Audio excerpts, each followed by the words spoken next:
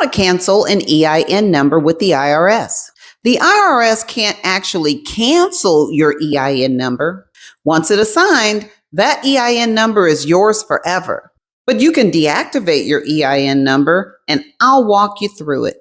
Because I recently just did this with my own old EIN number using these exact steps.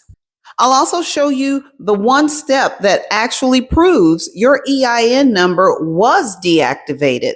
And this is a step that I swear to you, maybe 1% of the people complete.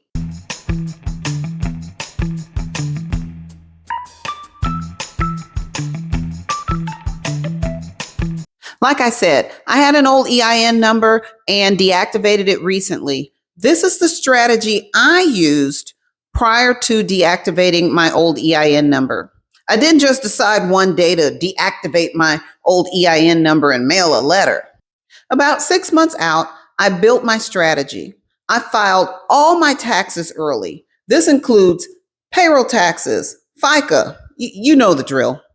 I also filed my 1099s, my state taxes, anything connected to my EIN number. It was submitted. I made sure every one of those filings was fully processed by the tax agencies before I made another move. When I say fully processed, I mean I received documented proof that the tax filings were received successfully. By the time I was ready to deactivate my old EIN number, there was nothing hanging, nothing pending, no surprises. That groundwork is what made the rest simple.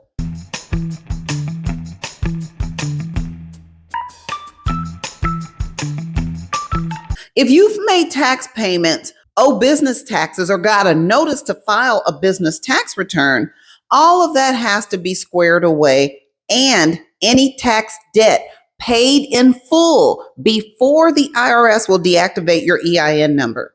And don't forget your state. Before I sent my letter, I confirmed every federal and state return tied to that old EIN number was filed and processed. I started right on the IRS website, searched for the current process, and sent a letter that included my entity's EIN number, the legal name and address of the business, a copy of my EIN number assignment notice, that original CP 575, and my main reason for deactivating.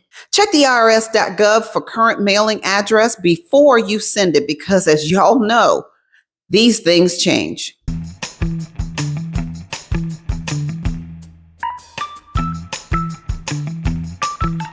Now, here's that step I promised you, the one that almost nobody does. After I mailed the letter, I didn't just trust in the government that it went through. I waited 30 days, then I called the IRS directly. I verified my identity, and an agent confirmed my EIN was deactivated. That phone call is the only way to know for sure. Mailing the letter is the action. The call is the proof. This is the step that maybe 1% of EIN number holders complete.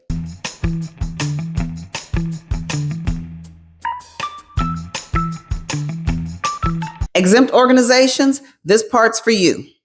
You can't deactivate your EIN number if your organization has applied for an exemption, been covered under a group ruling, or filed an information return.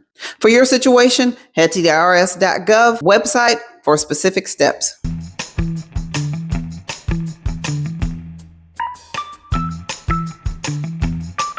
When the IRS issues an EIN number to a business, it becomes that entity's permanent federal taxpayer ID.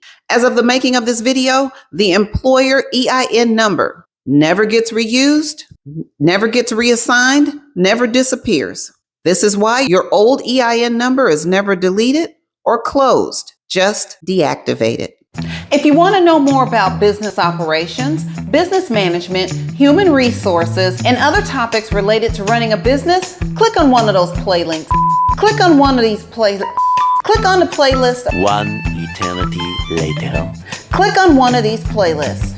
Thanks for watching. And don't forget to subscribe.